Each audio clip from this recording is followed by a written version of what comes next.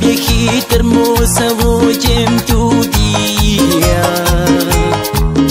He venido a felicitarte y a darte mi amor. Sé que son pocas las veces que yo he venido a verte, y sin embargo todos los días tú preguntas por mí. Perdóname por ser ingrato y haberme olvidado un poco de ti, y tú llorando le pides a Dios que a donde vaya cuide bien de mí. Y por pensar en mis proyectos y en mi familia me alejé de mí. Tu vida ya se está acabando y en tu corazón lleva mucho sufrir. Tú callas todos tus dolores que te aquejan por no preocuparme a mí.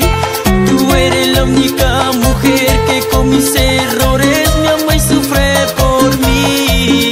Madre, perdóname, madre, yo cambiaré, te prometo que estaré cerca de ti, cuidándote.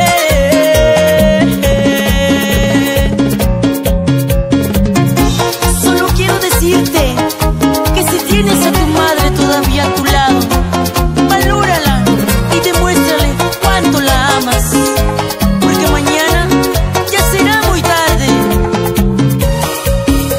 Los Josbeli, Josbeli. Para tu corazón.